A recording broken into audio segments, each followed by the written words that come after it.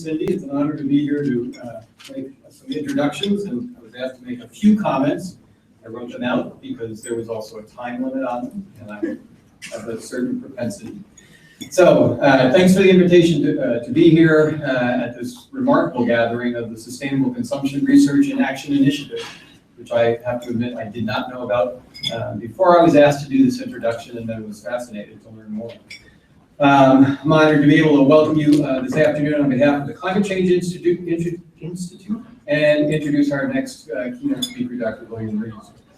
As already perhaps noted, I don't know whether Cindy mentioned, Dr. Jasmine Saros, who's in, I think, the programs, is our Associate Director, who regrets not being able to be here this afternoon. And so, in the true spirit of bait and switch, here I am. Let me say a couple of words about the Climate Change Institute. I understand you've heard about it before already today from other introducers. It's good, they're doing their job. The Climate Change Institute is the hub of climate change research and graduate education here at the University of Maine. The Institute's a trusted resource throughout Maine and the world for climate-related information that spans the past 2 million years, that focuses on the challenges of changing climate today, and that informs society about plausible futures that we face and what to do about them. The Climate Change Institute includes over 65 faculty and staff and over 60 graduate students studying the physical, chemical, biological, ecological, social, and economic implications of a changing chemical and physical climate on our planet. Began in 1972, the Institute as the Institute for Quaternary Studies. Today, the Climate Change Institute is staffed by members of academic units that include anthropology, earth and climate sciences, marine sciences, engineering, history, biology, agriculture, and forest resources. The Institute annually launches over 30 research expeditions around the world, as well as conducting research right here in our backyard in Maine. In keeping with the mission of the University of Maine as the land-grant institution for Maine, the Climate Change Institute and its partners are increasingly addressing the challenges of mitigation and adaptation in the 21st century based on the best available science and in keeping with stakeholder needs. This includes developing decision support tools to readily access climate information that informs solutions, as well as leading the climate change assessment for the state of Maine. Faculty and staff of the Climate Change Institute are regularly called upon for expert input and testimony in the private sector, in the media, in state and local government in Washington, D.C., and in nations around the world. In the past 5 years, an important program of the Climate Change Institute has been an NSF IGRT. And for those of you not familiar with that, that stands for Integrative Graduate Education and Research Traineeship. The Climate Change Institute's IGRT is named Adaptation to Abrupt Climate Change, as Cindy already mentioned. And it's the only climate change adaptation PhD program in the United States that focuses on the unique challenges of abrupt climate change. Abrupt climate change challenges us to understand and prepare for trajectories of change that are not simple linear functions over millennia, but that often have shown themselves to be rapid changes in the climate system that take place on the order of years, decades, and sometimes centuries. Our Abrupt Climate Change program has involved 22 PhD students, a few of them I've already seen here today, in a wide variety of disciplines. All of the IGRT doctoral students do an interdisciplinary collaborative research project within their own discipline, as well as focusing on policy and management-focused internships outside the organization, both locally and internationally. All IGRT trainees become experts on the issue of abrupt climate change in their disciplinary field, as well as experts in the dynamics of coupled natural and human systems in response to a changing climate. With that, it's my distinct honor to introduce Dr. Rees, who will be speaking about urban metabolism and the ecological and climate impacts of consumption in urban areas. Dr. Rees is a professor at the University of British Columbia and former director of the School of Community and Regional Planning at UBC. A primary interest of his is in public policy and planning related to global environmental trends and the ecological conditions for sustainable socioeconomic development. He's the originator of the ecological footprint concept and co-developer of the method. Please join me in welcoming Dr. Rees, who will be speaking to us about getting serious about urban sustainability. Dr. Rees.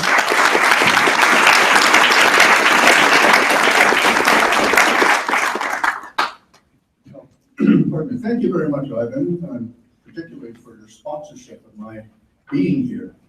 I'm very grateful for that. I'm also very grateful for my antecedents to president in the form of Giorgio and John. Is John still here? Did he have to go? Because I think they've set me up wonderfully for what I have to say to you. And finally, I would like to thank SCORAI itself for inviting me to talk to you today and to share with you some of my experiences. I guess I've already been. Sorry. I'm getting lazy now.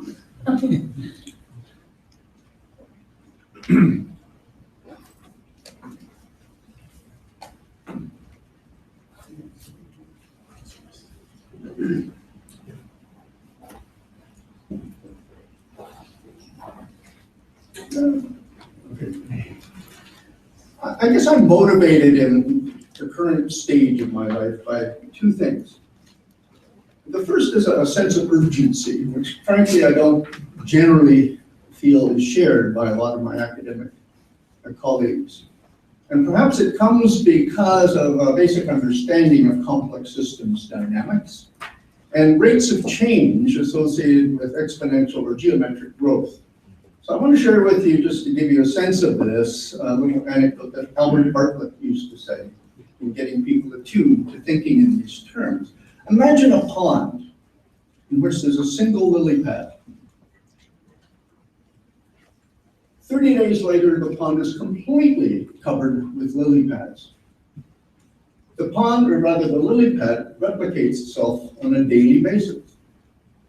On what day is the pond half full of lily pads? On the 29th day. So I think we are somewhere in the 29th day of such a progression, particularly in Europe and North America. We live in a bliss bubble. We're surrounded by plenty of all kinds, brought to us thanks to the current economic model of globalization, the trade, our capacity through wealth to import the wealth of other nations upon which we subsist with great glee, but which blinds us to the reality of the situation in which we find ourselves. So in some sense, a starting undertone of my note is that something like globalization, which we take to be a universal good, has its dark side. And the dark side is going to be an underlying theme of everything I have to say to you today. The overall context, then, is the Anthropocene, or the Anthropocene. This is the term given to this new age dominated by human activity. But it really means that human demands on biophysical systems have begun to breach real planetary boundaries. Scientists have identified several potential tipping points, another quality of complex systems. In fact, the Institute here on climate change is concerned with abrupt climate change. Well, that's what happens when the system tips over a particular point and stops changing with smooth linearity, but rapidly and discontinuously. Moves into a different phase state from which there may be no escape and which will almost certainly be inimical to the continuation of the kind of society that we enjoy today. So in ecological terms, we say that the human enterprise is in a state of overshoot. Now, it's a very easy concept. On the whole, that is to say, in the aggregate, human beings are now consuming the products of ecosystems and biophysical systems at a rate far in excess of their capacity to regenerate those resources. And we are polluting those ecosystems at a rate far in excess of their capacity to assimilate the waste byproducts. It's very simple. We're shitting in our own nest, but not to find a point on it. The primary or proximate driver of this is obvious from this simple curve. By the way, everything I'm presenting is not a model. It's not a projection. It's the real data as we know it to date. And where I deviate from that, I'll tell you. This is a model or it's an opinion. But for the most part, I'm going to be looking at real data. So this is a real plot of human population and implicitly the growth of the economy over 2,000 years. But in many sense, it's a bit of an illusion because we could extend that x-axis 50,000 years back in this direction and it would have the same quality of flatness. So what this graph really shows you is that growth of human systems is an anomaly. Normal populations of species, humans included, constantly press up against the limits of their environments, carrying capacity, if you will. Humans have ceased to do that for the last 150 or 200 years because of a single factor, the abundance of cheap energy, which we use to acquire all the other resources needed to grow the human enterprise. So we are, as we sit in this room, and the culture around us, and the cities that we've created, the product of abundant, cheap energy, which has enabled us to pillage nature's storehouse and convert it into humanness, human stuffness.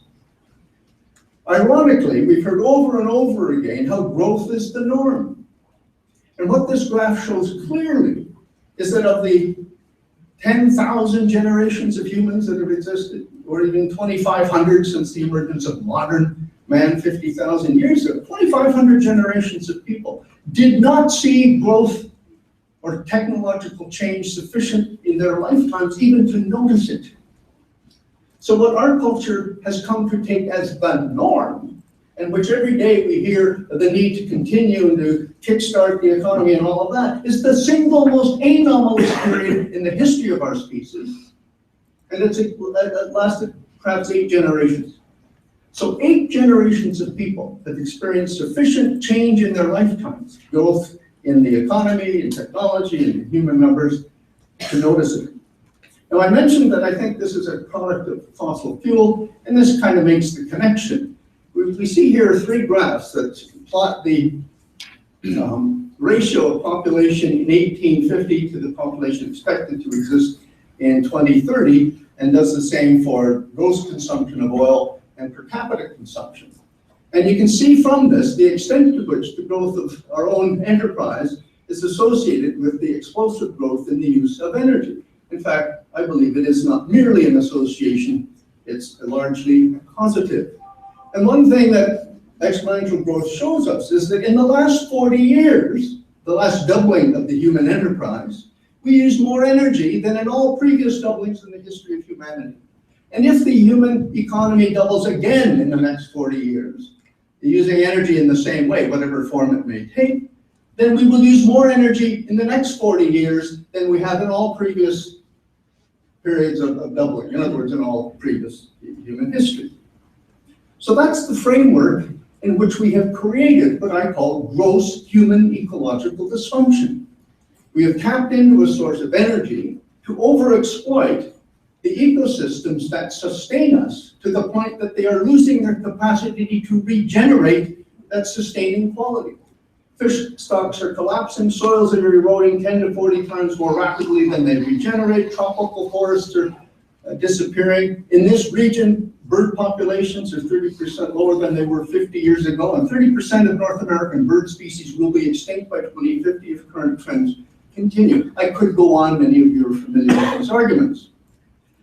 So we have to then think of urbanization as another phenomenon entirely the result, or at least made possible, if not entirely the result of fossil fuel. It could not happen in the absence of fossil fuel and the transport systems necessary to bring in the billions of tons daily of goods that move into cities and remove the billions of tons of wastes back into the countryside created by those cities.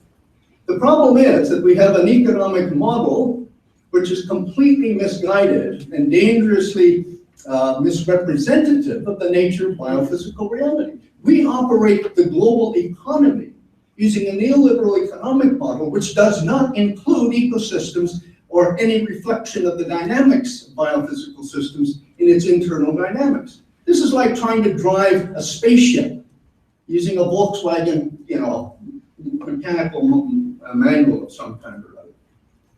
The biophysical foundations of planning are frankly economic in design, which in terms of urban ecosystems is almost irrelevant. The ecosystemic understanding of cities is underdeveloped in the extreme. Finally, the disjointed incrementalism, not incrementalism, that's an actual planning term. It's the way we make decisions. We talked a bit about it in the last session in here without naming it. It's woefully inadequate for an era in which discontinuous rapid change may be in our future. We can't just going on randomly making ad hoc tiny decisions at the margin and expect to pull through the circumstances in which we find ourselves. So how do we think of cities in our culture? This is a little exercise I used to do with my classes. I give them 2 whole sessions to define the city, all the sources they could come up with from their various disciplines, and this is what we would have. Cities are areas dominated by the built environment, characterized by high population densities, hotbeds of artistic, cultural, and political activity, engines of national economic growth. Well, there's nothing wrong with that. All of these are true. It's a good aggregate definition of most people's conceptualization of a city. Not once in 10 years of doing this exercise did any student or any aggregate group of students come up with the idea that cities are living biophysical entities, entirely dependent on an external biophysical entity for their maintenance and sustenance. Cities are complex biophysical entities, open systems subject to thermodynamic law. How many of you could cite any variation of the second law of thermodynamics? Hands up. Maybe 4 or 5? All right. The second law is the fundamental law governing everything we do, including having to eat lunch together in a social context.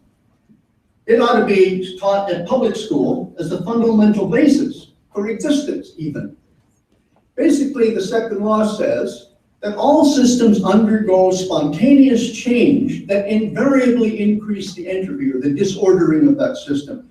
In very simple English, all things, everything, tend to run down, wear out, and erode away. Things dissipate. I'm going to use that term again in a moment. Any isolated system that can't communicate with its environs ultimately just disintegrates to a state of equilibrium in which nothing further can happen. There's no further order, there's no structure, there's no process going on there.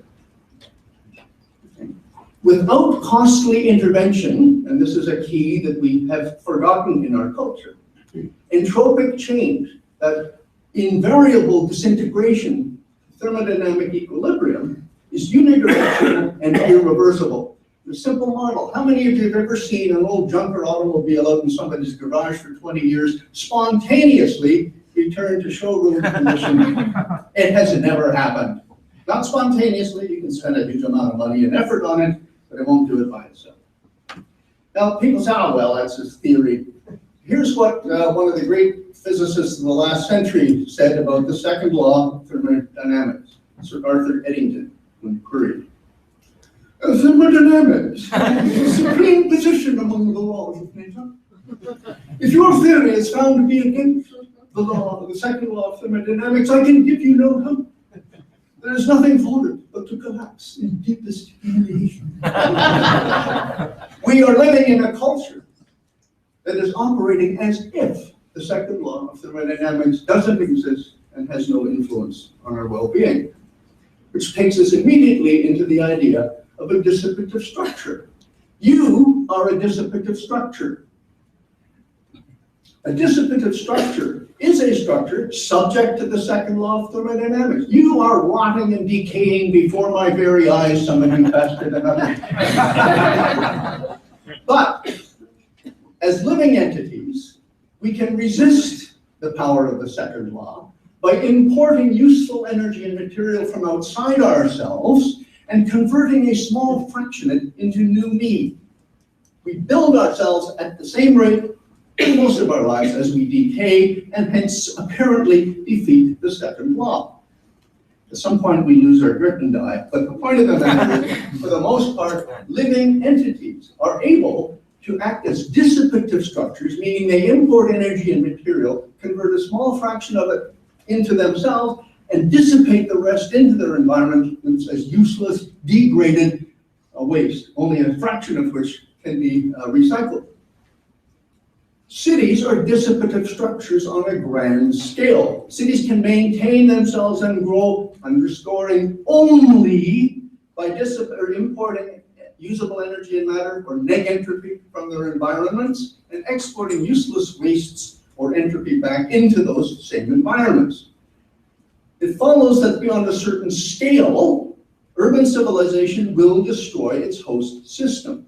Cities, indeed the entire human enterprise, in their utter ignorance of second law realities and the nature of dissipative structures, have evolved through the growth model to become fatal parasites on the very organism that sustains them. We are dissipating the host faster than the host can regenerate the very things that we need to maintain the integrity of our urban civilization. You can get a sense of this very quickly. It's another little mental exercise I used to throw at my students before launching into them getting to calculate the basic eco footprint of a city. Think of anything we think of as a city and what would happen to it if it were sealed in a glass bell jar that just, enclosed the built-up area or the area of high population density or economic activity, however you want to define it in traditional terms. What would happen to that city? Suffocate. That was a question. It would suffocate. It would suffocate and starve and crumble and decay. That's what would happen to it. End of story.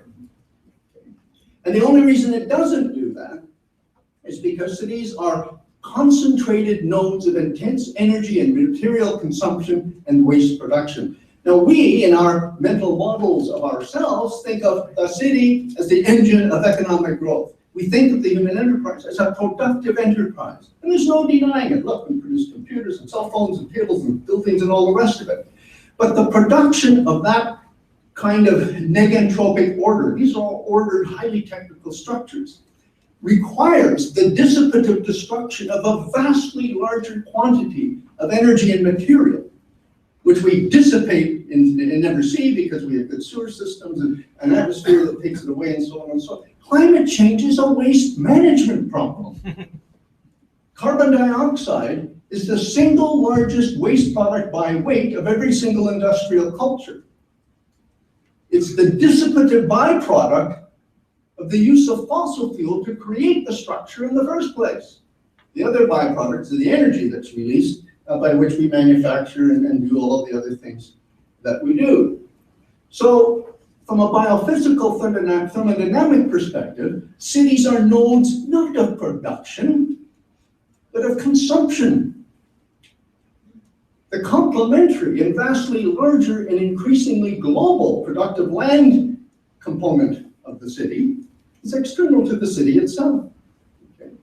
Cities, as currently configured and structured, the way we have conceived of them in this temporary abundance of cheap energy, has turned them into entropic black holes that suck up useful energy and material from all over the rest of the world to sustain themselves, while dissipating the degraded byproducts back into that very system, further disabling it from continuing that productive flow.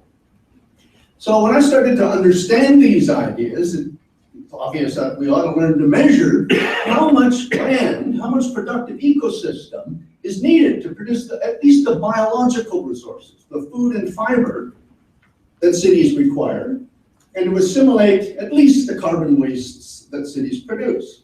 So that became the first concept of an ecological footprint.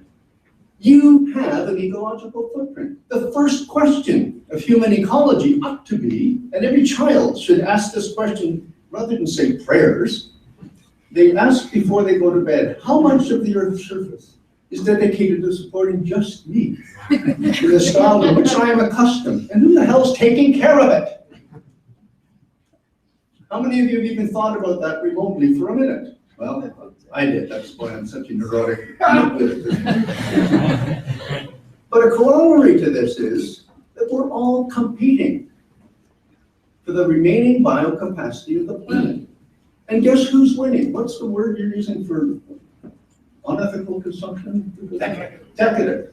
Every one of us in this context is a decadent consumer because we are consuming vastly above the rate at which the planet can produce on an equitable basis the wherewithal for existence. We compete more successfully than other people in the system because the mode of competition so far is money in the marketplace. We use money to purchase the biophysical wherewithal for our own existence at the cost of other people who don't have money.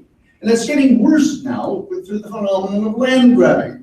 whereby rich countries purchase or lease tens of thousands or millions of hectares of other people's underutilized land to produce food and fiber for shipment back home. So it's a direct confiscation or extension of the ecological footprints of rich countries into the poorer countries. The average per capita eco footprint of people in rich countries varies between 4 and 10 average global hectares. That's 10 to 25 acres. We fit neatly in the middle of this in North America. The poorest people live on less than 3/4 of a hectare, or 3/4 of an acre rather. Keep forgetting which country I'm in. The bottom line is, and anybody can do this, get any resource atlas, add it all up, there's only 1.8 global average hectares per capita on planet Earth. And as average North Americans, we need about 7 each to keep us going. We're using 3 to 4 times our equitable share of global biocapacity. So when we talk about equitable consumption, here's a metric by which you can determine what that might look like. If you now need the output and the similar capacity of some 25 acres to keep you going, or 10 hectares, how well could you live on your fair share of 1.8 hectares? So it implies, as we'll see in a moment, there's nothing unique about this estimate, about 75% less throughput than we currently enjoy. Many urban regions and whole countries are running massive ecological deficits, by which I mean through global trade and exploitation of the commons, the atmosphere, the oceans. They are appropriating vastly more than their fair share of biocapacity. They exceed their own internal carrying capacity through trade. I used to be told that trade is wonderful because it enables regions to exceed their carrying capacity, rise above any local environmental restrictions. But all that does is draw down some other form of productive capacity in some other country, far away and unseen, because trade acts as a great filter, far from the eye, far from the mind, so to speak. So most of the world's countries are running massive ecological deficits with the global commons, and a handful of countries that still have surpluses. The human enterprise has overshot biocapacity in the aggregate by about 50%. This is why we see fisheries collapses, soil erosion, massive land scale degradation, the deforestation of tropical forests, the accumulation of greenhouse gases and pollutants. I've just read a paper that estimates that current trends, there will be more plastic waste in the sea than fish by weight by 2030 or 2050. I can't remember which. That's the dissipative destruction of the ecosphere. But we don't notice. So what it means is that the current growth of the human enterprise, which is absolutely a factor in our economic calculus, although, as I say, a relatively recent one, it only became an official policy of any government in the 50s. You realize that? The history goes back to the latter part of the 19th century, but it wasn't until the 50s that governments actually began to put growth into their models as a desirable platform. In a state of overshoot, if you are in a state of ecological overshoot, doesn't matter whether it's your private farm or the world, the continued growth and maintenance of the human system is being funded by the depletion of the very productive assets on which you are dependent. So remember, to create a computer requires the processing of literally 10 to 20 tons of mineral ores, the creation of a vast quantity of polluted water and waste, mass waste, and so on and so forth, and the depletion of whatever other systems feed into this. So as we grow our cities, as we've already overcome our productive capacities of the adjacent system, we are depleting the very basis of our own existence. Now, it's not just me that said this. Is one of the early studies undertaken by a different group of people I didn't even know at the time. Carl Folke at Stockholm University and a group of colleagues looked at the 29 largest cities in the Baltic Sea, in the region around the Baltic Sea, thought of it as one great big city. And they asked the question, how much of the Earth's surface is needed to support the average square kilometer of these 29 cities. So that's this little bit over here. 1 square kilometer of this aggregate city of 29. And they simply looked at the total consumption of all the bio requirements, the wood, fiber, the fish, food, so on and so forth. So it takes about 133 square kilometers of productive marine environment per square kilometer of urban land, 50 square kilometers of farmland, 18 square kilometers of forest. On the right-hand side are the assimilative lands, independent of these productive ones, under 2 different sets of assumptions. But the bottom line is this, that to sustain current levels of prosperity and consumption in these cities requires anywhere between 565 and 1,100 times as much land as is contained within the boundaries of those cities themselves. That is the urban ecosystem, the human urban ecosystem.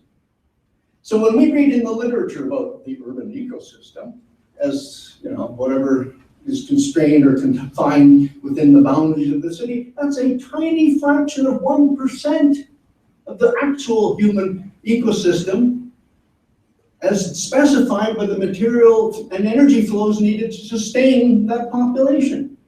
You cannot live in those cities in the absence of this vastly larger, globally scattered hinterland.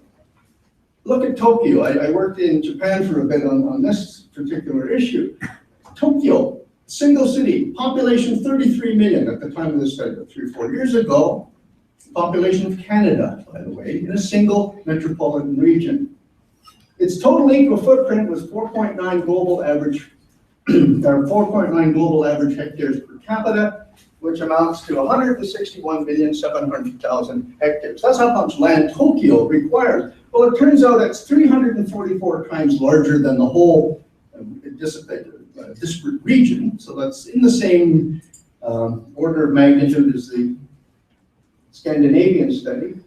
But more importantly, this represents 4.3 times the physical area of Japan and 2.1 times the biocapacity of Japan. So in other words, if Japan were somehow, because of, for example, the collapse of the global energy economy, cut off from trade, it couldn't support even half of its national capital, let alone the other 3/4 of the people living in the country.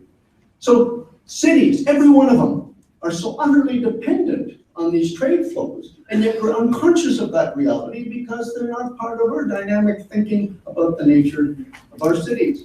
Which leads some people to say things like, today's city is the most vulnerable social structure ever conceived by man. Cities will be increasingly threatened by the entropic degradation of the ecosphere required to sustain them. See, when I said this is an irreversible, unidirectional process, I'm not kidding. You cannot create an increasingly complex and intensely industrial urban enterprise on this planet without dissipating the systems that sustain it, particularly since we are already in a state of overshoot. So there's a scale marker here. There is a scale of the human enterprise that could be sustained indefinitely by the productive capacities of natural ecosystems. But we've long exceeded that scale. So further growth is insanity. And yet the countries and the decision makers who have to come to grips with this live in those areas that are benefiting most from the pillaging of the rest of the planet. Okay. Now keep in mind, nothing I've said so far is based on models or projections. These are real data based on real phenomena of real understanding of real biophysical processes. There's never been a proved contradiction of the second law of thermodynamics. So let's start just very quickly. Again, Georgios gave us an insight into this. This is the increase in carbon dioxide up to last week. Notice that there's no plateau here. There's no sign whatsoever that greenhouse gases, in this case carbon dioxide, are slowing down in their accumulation in the atmosphere. It may come, but so far it's not there. These measurements are taken thousands of kilometers from the nearest industrial area on top of Mauna Loa in the Mauna Loa Observatory of Hawaii. Okay? And they're so sensitive that they show the seasonal cycle of photosynthesis and decay, of entropy production and negentropy production by green plants in the northern hemisphere. There's no disputing these data, not a model, real data. The point then is that we've got an average CO2 of 399 parts per million in 2015. That's 3 parts per million over the 2014 level. And in April of this year, we had 409 parts per million for the first time in history. And scientists are now saying we'll never go below 400 parts per million again. The result of accumulative greenhouse gases is increasing global temperatures. The mean global temperature last year was another record, one of the sequence. And we're halfway through this year, and it's 97% certain that 2016 will be 2015 as the warmest year in the instrumental record. We are on track, if nothing is done. Even if they implement Paris, we're almost on track for a 4-degree increase in mean global warming. We're 1/4 of the way there already. And keep in mind that this is a dynamic thermodynamic system characterized by massive lags. So the temperature increases we're seeing today aren't the result of these releases of carbon dioxide, the ones we saw in the previous slide. They're the result of the levels of CO2 emissions and greenhouse gas emissions reached 20 to 40 years ago. So whatever we do now, we've got 20 or 40 more years of warming. And if we head toward 4 degrees, now this is a model. Everything else is data. This is just somebody's logical projection of what might happen should we carry on this track.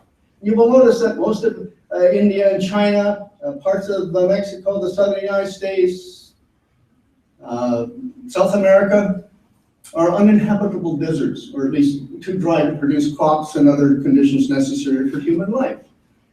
This means the displacement, and that's what it says in each of these little, you can't read it all. Anybody who wants a slide set is welcome to it, by the way. Displacement of hundreds of millions, no, indeed billions of people by the end of the century from areas into the remaining habitable areas on the planet, making the current European migrant crisis next to nothing. So here's some economic implications, not my words, but from 2 of the top climate scientists on the planet who got slapped viciously in the wrist for saying so by their climate colleagues, so I understand, because they're not supposed to be political, but they said OECD nations, well, they said should begin, but I'm saying now should have begun making draconian emissions reductions of at least 6% per annum in 2015. This is to stabilize CO2 emissions below 650 parts per million, which is the 4-degree limit, so it's quite inadequate. And then they said, unless we can reconcile economic growth with unprecedented rates of decarbonization, quote, avoiding this increase will require a planned economic recession. Did you hear what I said? Yeah. Are we willing to save our souls, to save the continued depletion of the remaining biophysical assets of the planet upon which we are a parasite? Are we willing to sit together now to plan sustainable production and consumption in the form of an economic recession that means less scale but more equity? Sustainable consumption means less consumption. And by that I mean material consumption, not the economist's concept of consumption as equivalent to income. It's conceivable for income to continue to rise even as material and energy consumption declines. There's another problem here. I've mentioned several times the extent to which we are utterly dependent on abundant cheap energy to keep this system going. We all got here on aircraft that burned several tons of fossil fuel just getting off the runway, never mind the flight across the continent, in my case. So since the 19th century, the growth of urban civilization has been fueled by easy, cheap energy. Modern cities, by dissipative structures, are the product of abundant, cheap fossil fuel. You cannot assume that modern cities, as presently configured, will even be able to exist in 2050 if the current trends, both in climate and, as we'll see in a moment, energy, carry on. The reason is, how many of you have heard of the concept energy returned on energy invested? Well, that's much more encouraging. This should also be taught in kindergarten. What it says is, it's not a question of what, economists will tell us the price of energy rises, we'll go out and find more. There's an incentive to do so. But if the energy costs of finding energy rises to equal the amount of energy being found, there's no incentive to go out and find any more. If I have to burn a barrel of oil to get a barrel out of the ground, I'm not going to do it. What's the point? Okay.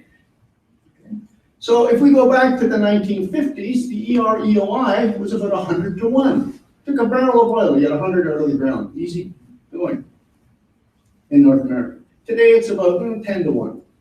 So there's been a steady decline in energy return on energy invested. The world's situation is similar. It's gone from hundreds to 1 down to 14 to 1, roughly speaking. It depends on who you look at. But nobody disputes the steady decline in the rate of energy return on energy invested. You will hear over and over again exaggerated claims about the capacity of wind and solar and so on to displace fossil fuel. There are 3 recent studies of the most extensive solar installations in Europe, in Germany and Spain, which suggest in what is called an extended energy return on energy invested analysis, that they have EREOIs on the order of 2.5 to less than 1 to 1. Now, what do I mean by an extended energy return on energy investment? Here's what alternative energy advocates have to ask themselves. Will my favorite form of alternative energy generate sufficient energy to produce all the equipment and infrastructure and transportation systems necessary to produce itself while providing the surplus needed to run the rest of society, including this meeting, build this building, run those lights, and so on and so forth? If your energy system cannot generate enough energy to produce itself in its entirety, it ain't an energy source. It's an energy sink. The United States is a victim of huge folly in the carbon, or rather the corn ethanol industry. An extended energy analysis of corn ethanol shows that more energy is expended in the production of the corn ethanol than is contained in the corn ethanol.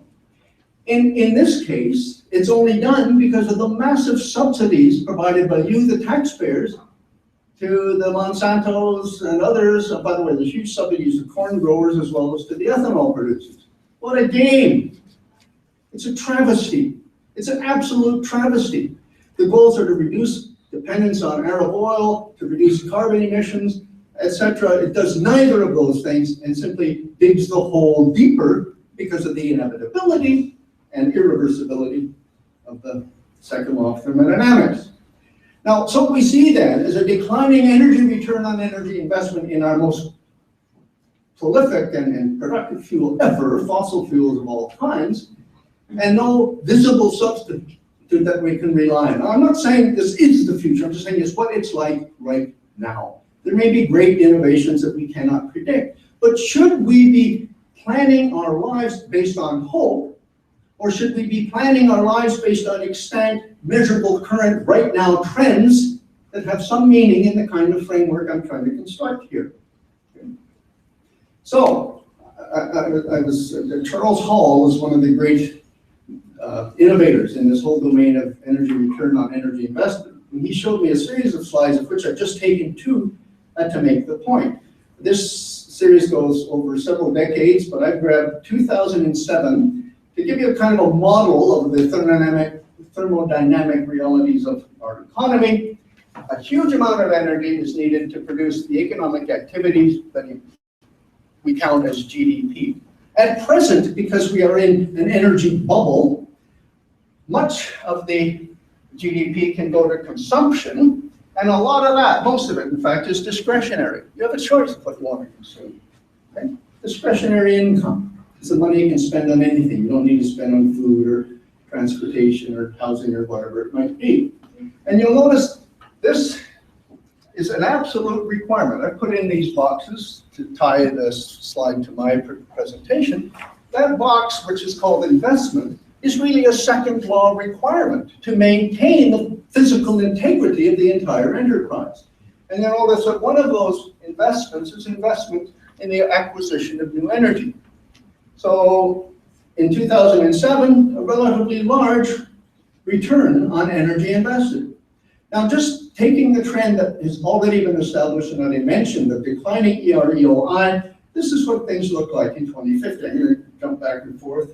very significant changes here. Watch in particular the blue arrow on the top.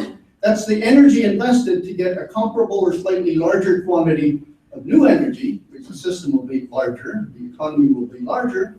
But notice that even if GDP remains the same, a vast proportion of it now, the largest proportion, has to go into investment in the maintenance of the larger system, because it's a dissipative structure that's constantly wearing out. How many times have you heard of the dismal state of infrastructure in the United States? That's the second law. And if you were now to rehabilitate that infrastructure to its former glory, it would use up most of the available energy in the country. Okay? We wonder why growth isn't quite as bouncy as it used to be, because we don't have the energy basis to sustain it. Okay? Notice that discretionary consumption has almost disappeared, according to this. And again, this is a model, but it's only a model past 2020. We've seen all of the trend, or rather 2015, just lead to this logical conclusion. So we still need huge quantities of energy to maintain this economy at large output, but almost none of it will be discretionary. Most of it has to go into the production and consumption of staples. What does that economy look like?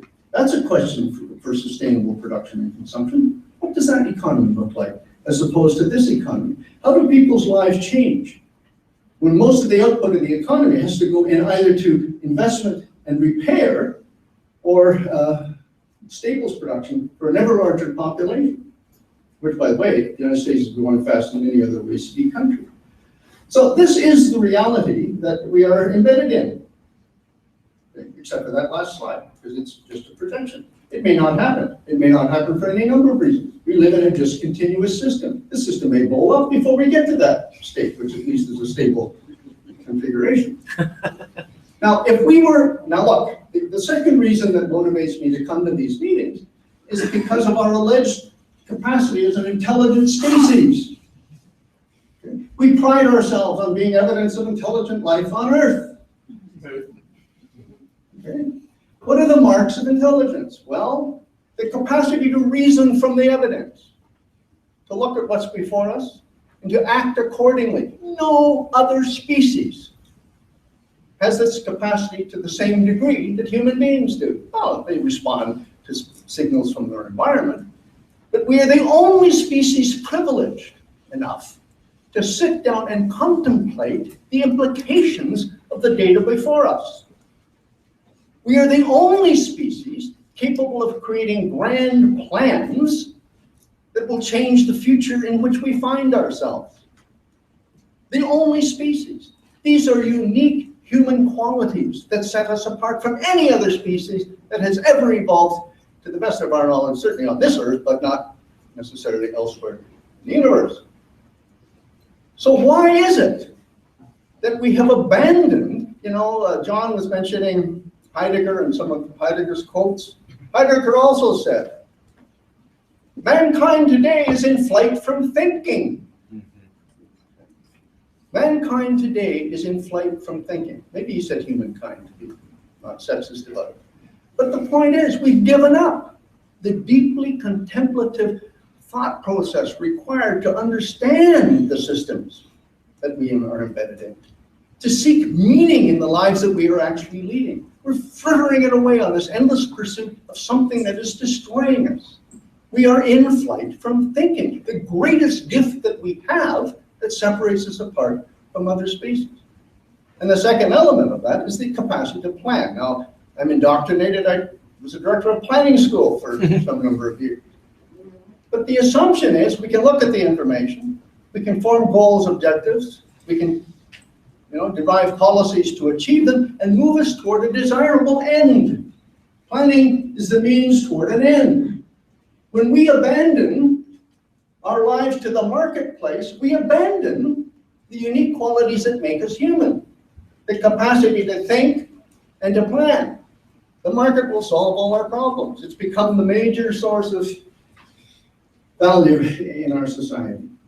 So I would argue that if we sat down and really took thermodynamics and the current trends seriously and the probability of discontinuous climate change, and indeed the probability, in my view, of discontinuous social change, meaning revolution and uproar because of the growing income gap and destabilization of monetary system and so on and so forth. If we really took that serious, we might think in these terms.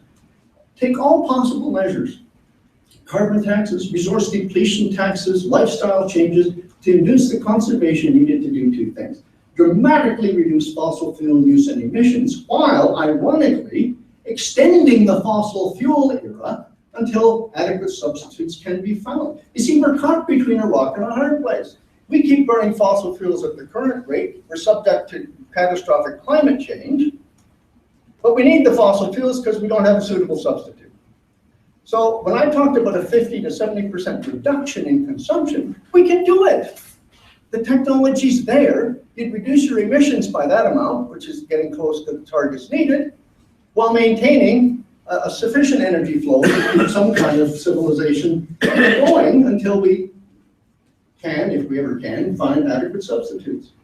Now, again, people think I'm crazy, but look, we've known about these things. This is a report of the Global or World Business Council on Sustainable Development from 1990, I think, 93, okay.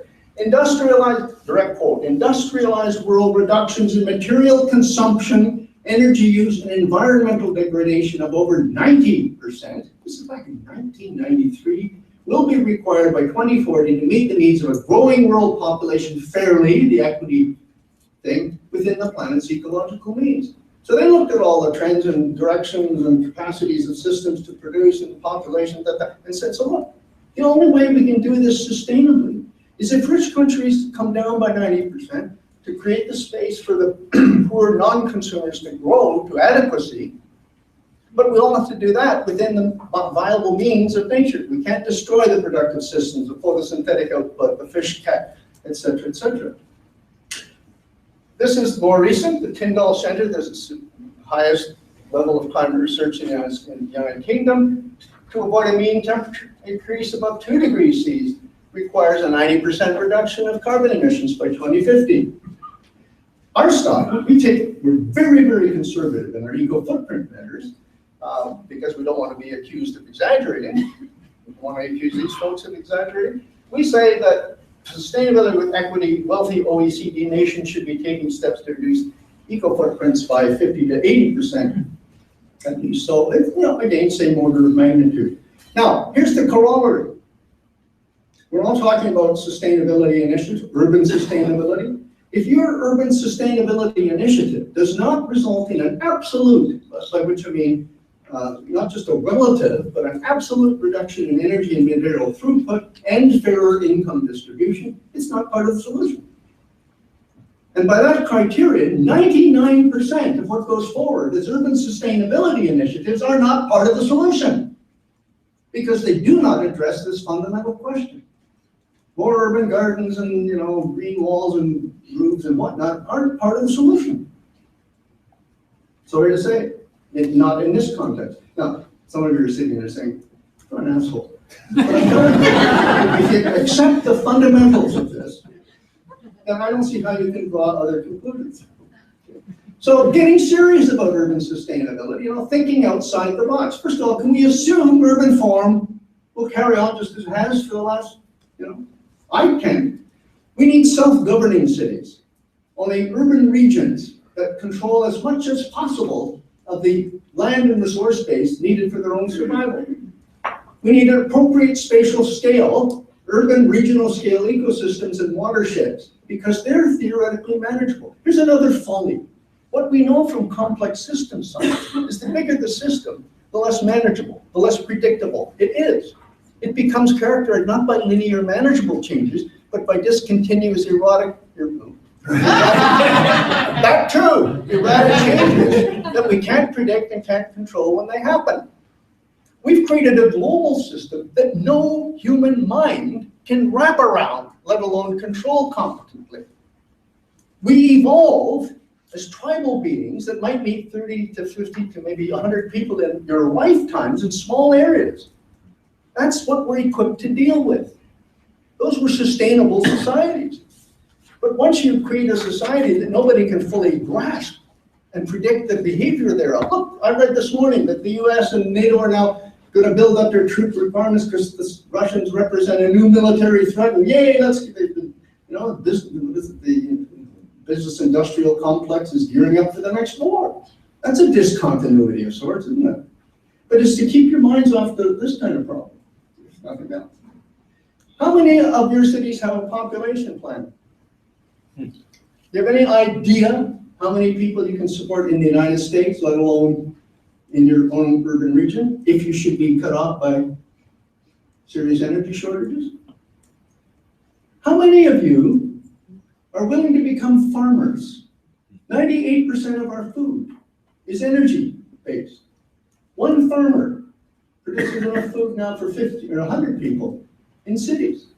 Absent that energy in the form of the diesel fuel, the irrigation equipment, the fossil contribution to fertilizers and pesticides, and just as in 1850, a very high proportion, 50% or more of the population were farmers, it may be that in 50 years, if that scenario unfolds. So yesterday, I read another serious paper planning to produce 50 million farmers in the United States so that we can feed ourselves, or that you can feed yourself. I'm in Canada, it's one of those green areas on that. By the way, we're building the wall. We need a steady state regional economy on a smaller scale than at present. This is degrowth combined with steady state dynamics. Your body is a steady state. On a daily basis, you take in a few thousand calories and you use it to produce yourself and to, you discharge waste back into the system. Most of you have stopped growing. You're still developing. You're developing intellectually, your skills are getting better, and so on and so forth. But your growth has stopped because as a biophysical system, you are a steady state. Well, what's wrong with the steady state? Most natural systems see growth as an immature juvenile phase of their development, and they evolve into a steady state.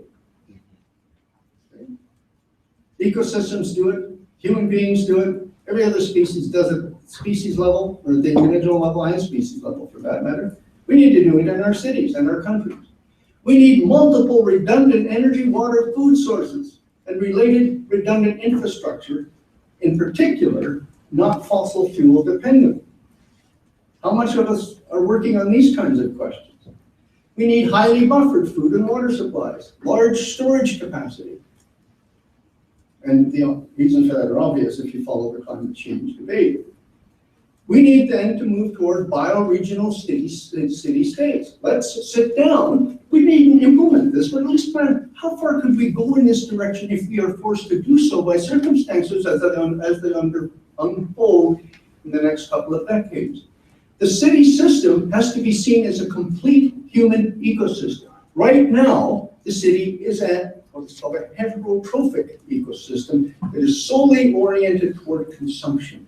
Can we create an urban system on a much larger scale, that urban regional system I talked about, that is in fact a replicate of other natural ecosystems? This to me is the supreme form of biomimicry. We have to learn to mimic how other species survive in their ecosystems as participants, not as parasites. We need then to consolidate as much as possible of the city's vital hinterland, its eco-footprint now scattered all over the planet, near its urban core. By the way, this means that some large cities simply cannot continue to exist. And by the way, even if we don't plan this, if the energy scenario that I'm talking about and the climate scenarios unfold, they'll be disbanded anyway.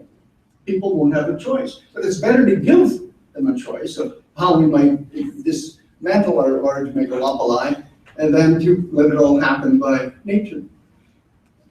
So we need to end all non-essential greenfield development. We're devouring our farmland in many parts of the country, at least that land near cities, because we assume we can always import from somewhere else. We need to facilitate the reduction, and this is, again, sustainable consumption and production. How can we facilitate the reduction of residents' ecological footprints to the global equity 1.8 hectares per capita, which achieves quasi-sustainability? I define that as the rate of consumption per capita that would be sustainable if everybody on the world were enjoying it. Now, people say 80%, that's horrific. Read Factor 5.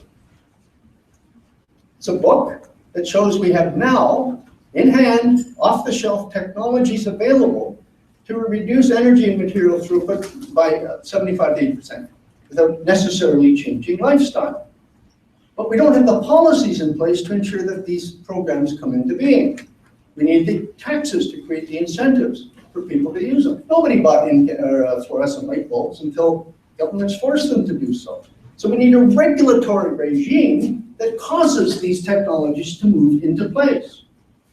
So these things are possible, but we're chicken shit, pardon me, to make the moves as professionals, as academics, to force governments and people to understand the nature of the dilemma in which we find ourselves. I'm constantly told, and I'm sure I will again today, well, such measures aren't politically feasible. Well, I've once said, the ecologically necessary may not be politically feasible or is politically unfeasible, but what is politically feasible is ecologically irrelevant. So the kinds of steps that we're taking today to address these problems are completely ineffective. They simply, at worst, delay the impacts and in fact increases the potential magnitude. So, bottom line, this is just opinion. I think the evidence is there that in coming decades, I mean within this century certainly, the human enterprise will contract, has a high probability of contracting. As an intelligent, plan-capable, moral species, these are the qualities we ascribe to ourselves, we can theoretically at least choose between business as usual, which risks a chaotic implosion imposed by nature, followed by geopolitical turmoil and resource wars, entirely plausible scenarios, or a well-planned, orderly, cooperative descent towards socially just sustainability for all. Now, what choice would an actively intelligent, plan-capable species take? In the 70s, a book was published that my students no longer recognize, and don't even know. It's called Limits to Growth. How many of you have heard of Limits to Growth? How many of you have actually read it? That's good. That's also encouraging. Well, Limits to Growth was completely dismissed and trashed, largely by the economics professor. Barnaby has a wonderful story on how Limits to Growth was washed out of the consciousness. Google Barnaby, look it up. B-A-R-D-I. Now, it was trashed by economists because it assumed that there were limits to growth, that there were constraints on human ingenuity. And of course, economics is dedicated to the proposition that the only resource of any consequence is human ingenuity. That we will always find substitutes. It's called the principle of near substitution, or near perfect substitution for natural resources that are depleted. Mind you, this is a discipline that doesn't even include biophysical resource processes that I talked about at the ecosystemic level. Nevertheless, we will find substitutes for natural resources. Okay. And where we won't find substitutes, we can solve regional problems through trade. Okay. That's the name of the game, and therefore we can continue to grow more or less indefinitely. Well, the book was dismissed, everybody forgot about it, until about 4 or 5, maybe a decade ago. In the last 3 years, 4 years, there have been 3 independent, let's see how Limits to Growth as a model back in the 70s works. So what we have here are purple balls representing lots of real economic trends. Now again, these are real data in the 30 or 40 years following the publication of Limits to Growth, which was a book that predicted the collapse of our culture by the middle part of this current century. So in the same dynamic of time that we've been talking about all along here. You can see that collapse in the first couple of, and the fourth of these graphs, which are of the real model. So here we have the model, coming down, and the model. The purple marks are where the real world economy has been going.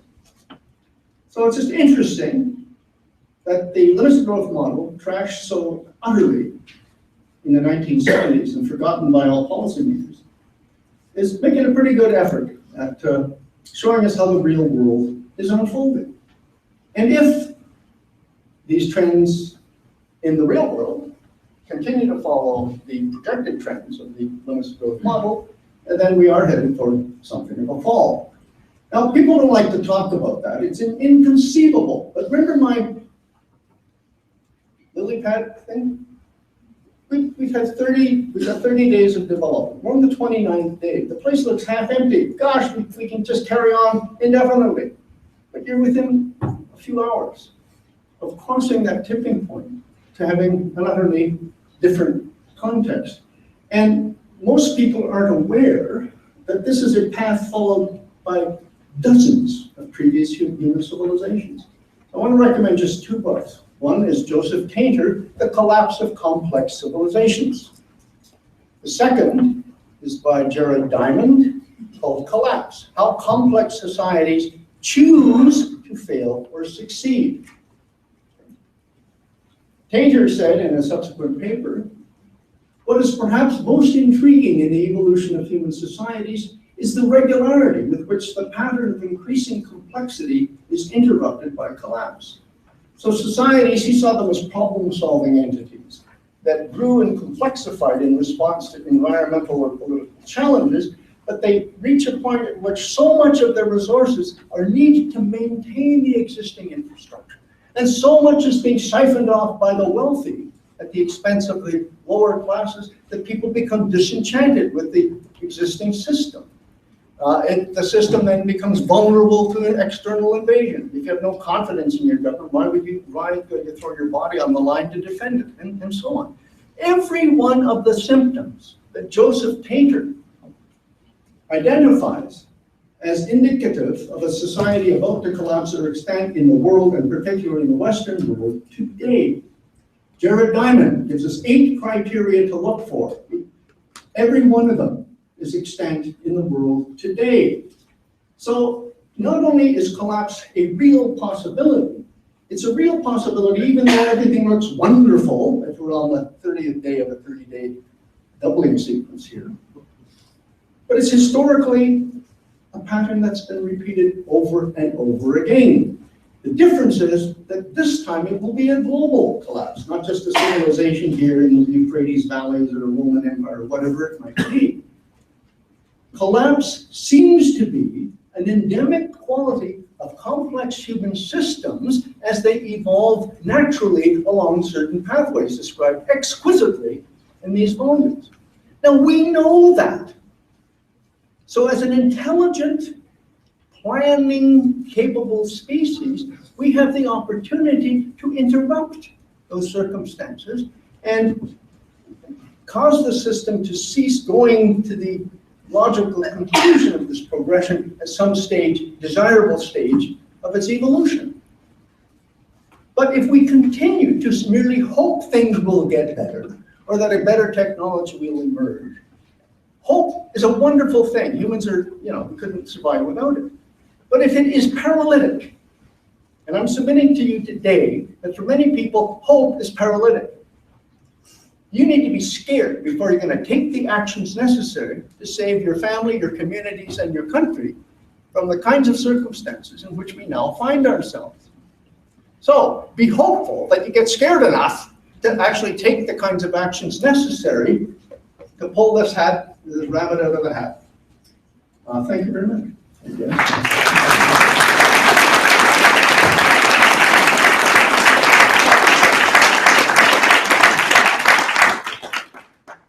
Bill, on behalf of SCORAI and everyone here, I'd like to thank you for a really wonderful talk. Thank you so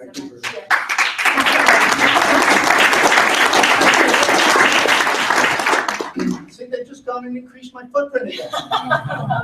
Very succinct, though, you'll see. So we have, unfortunately, just a few minutes. I know many of you will have questions and comments that hopefully some of those can be addressed after, but Bill, would you like to sit down for a few minutes or just take a few questions? Okay, so let's... Anticipated my personal result. Okay. All right, so well, why don't we go for 2 for now and see how I'm much... sorry I went over, I get carried away. I had notes. Okay, do we have 2 questions to start? Okay, we'll go in the middle and then over to Anders here in kind of middle front. So professors, thank you for your very insightful talk. I'm here from University of Maryland, and I'm interested about this ecological deficit conception because you're talking about how all the cities are eco deficit. But I was wondering, is that an issue that should be cared about, or to be more specific, when it is a problem that we should care about? Because if we look at the city, yes, yeah, or eco deficit, but if we look at each person, well, nobody can survive without making some ecological footprint, right? So if we really look at those metropolitans, indeed, they may result in less rather than more like GHG emissions because in per capita, because in these regions you have like public transportation systems, so there is a economy of scale for like these regions. So I'm not saying that we don't need to change, but what I was wondering is whether this is the indicator that should be worried about. Yeah, thank you. Do you want to hear both first, Bill? I think people have to be conscious of the fact that if you live in a city, you are utterly dependent on distant elsewheres for your survival. That's what we need to be conscious of. Because it leads to a number of questions. How assured is that supply of input? How assured is the food flowing into this city? How assured is the energy required to maintain the infrastructure of the city? We never ask those questions because the assumption is that we live in this era of plenitude, that the system is self-sustaining, that it will always find sufficiency in all dimensions, when the evidence is quite in the contrary. So we've been temporarily deceived. When you have a superabundance of something for a short time, just a few generations, you lose your memory. Okay? We have lost our memory. And we've come, as I say, every person in this room has lived in an era of continuous economic growth. So you have every right to think of that as the baseline, as the norm. And all I'm trying to underscore is that it is abnormal. It is the single most anomalous reality that's ever existed for our species.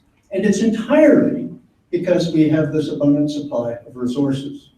Now, I worry about the continued existence of megacities of 30 million people in a world in which transportation is one of our biggest energy demanders. If we can no longer move things freely around the planet at costs that anybody can afford, how do you feed your cities? How do you resource them? How do you maintain their infrastructure, including the public transit and all the rest of it? And the answer is you can't. So yeah, I worry about it. Okay, I think Anders had his hand up, so we'll go with that. Most, probably, many if not most people in the environmental movement today are arguing for a rapid transition to renewable energy. And so I was a little surprised by your point, which you said you're ironically concluded that we should be working to extend the fossil fuel age until substitutes can be developed and have a high enough energy return on investment. Are you really advocating that we should be stopping these calls for rapid transition to renewables? And is the fact that there's a study showing there's only a 3-to-1 energy return on investment, is that really enough to be causing us to turn away from these calls for a rapid shift to renewables? Very complex question. Okay, the question is it realistic to turn away from alternative energy? And am I really seriously saying we should extend the fossil age? I am serious about both of those assertions based on the present data. So if we take the example I gave of corn ethanol in the United States, it's been an absolute disaster. Okay, a multi-billion-dollar disaster, insofar as it has not reduced US energy requirements, and it has been a sink for energy, not a production source of energy, when taken in that extended analysis framing. The same seems to be the case for at least solar. I'm not quite so sure about wind. If these sources of energy require more energy to continue to produce that energy, they're not worth it. We should be conserving the fossil energy that would go into the, look, Solar and wind are both heavily subsidized at present by fossil energy. We use fossil energy to make those systems. They cannot produce themselves in their entirety as yet. And if they did, they wouldn't provide the surplus that fossil energy can. Now, some people say, well, 3 to 1, that's a pretty good ratio. But we need, some argue, 7 to 1 to maintain anything like the kind of civilization we have now. We could get by with 3 to 1. But it wouldn't be the kind of society we have now. It would not be a consumer society, which again is a question I would put to sustainable production and consumption. What would it look like if our primary energy sources gave us an EREOI of 3 to 1? That's a testable set of questions. It would be a marvelous thesis for somebody to take. By the way, 397 thesis topics on related issues, if any of you are looking for them. It's endless. Yes, or I guess. Okay, very good, yeah. So throughout history, Bill, the processes and dynamics that you described. So throughout history, the processes and dynamics that you describe of urban areas appropriating resources from outside of their immediate boundaries has been referred to as colonialism or imperialism. And I'm curious as to why you avoid utilization of that kind of more emotive terminology given your objectives. Well, I'm happy to use them if you choose. I'm just interested in the physical realities, the spatial relationships between the cities and the hinterlands. And you're absolutely right. The era of colonialism is an era that's going on today through globalization, by the way. It's just a different name for the same process, by which the rich central metropolitan regions of the planet acquire the resources of the more rural and remote regions of the planet, including, by the way, countries like Canada, which are now relegated in the global marketplace to being producers of water, fossil fuels, and other resources. We've lost our industrial base. We're a relatively rich third world country with a structural economy that's going down the tubes. So is England, so are various in the United States to a large extent. So, yeah, why don't we wake up to these kinds of realities? Okay, Bill, thank you once again. So